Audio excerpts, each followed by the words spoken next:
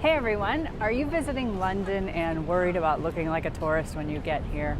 I'm Sunny and I make videos for people living in or visiting London, and today's video is going to be about some basic and advanced rules you should follow if you're coming to London or living in London and you don't want to look like a tourist.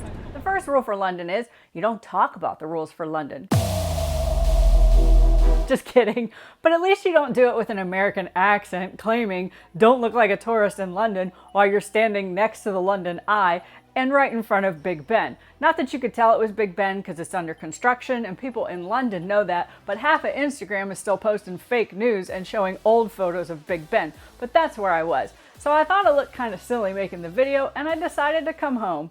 I've lived in London 6 years and my husband and his entire family were born in London, but I'm still going to keep the video short for one main reason. I have a lot of British viewers. So I am counting on you not just to let me know if I got everything right, because you're very good at that, but also in the comments after you watch all my suggestions for rules to leave some things that I didn't include in the video. Here we go. So first thing you want to know about coming to London is that saying keep calm and carry on. It's not just like a marketing thing for posters and drink holders.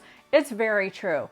English people do a really good job, and Londoners, of just working through it. If it's a tube strike or something doesn't go the way you think it's going to go, Londoners just keep calm and carry on.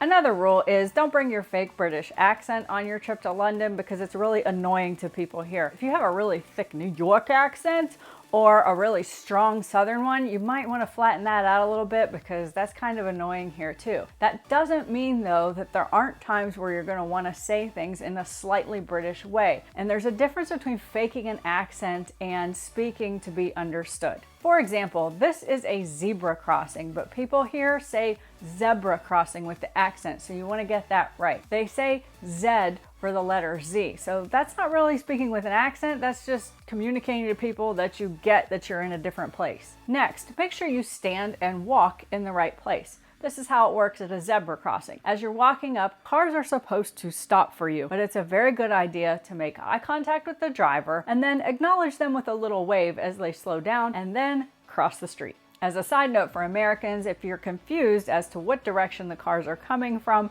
and you're at an intersection, generally if you look at the ground, there's gonna be a little hint down there to let you know where to look. Okay, Londoners, you know there are a ton of rules for how you're supposed to ride the Underground. I'll keep it simple because I have a whole nother video about all of them, but in general, stand on the right, walk on the left.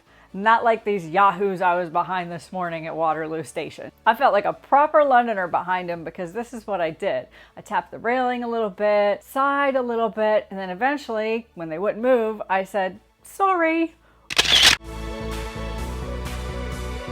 Which brings us to the next rule, and that is Londoners apologize for everything.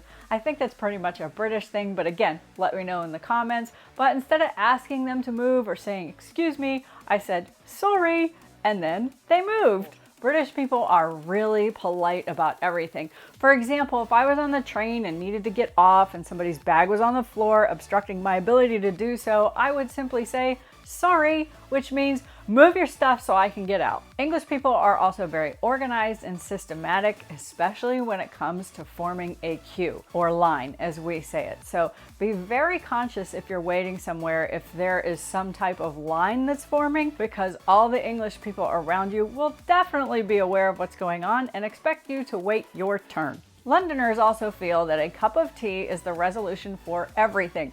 And after 6 years, I have to say, they're actually right. Mr. Sunny would say, bollocks, I didn't even say that right. See what I mean? Don't fake a British accent.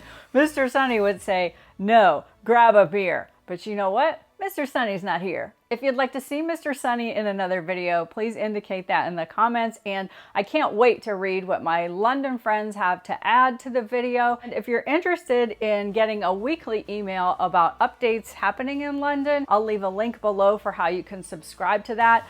And just keep watching all my videos that I have for life in London and advice for visiting London. And of course, thank you for watching.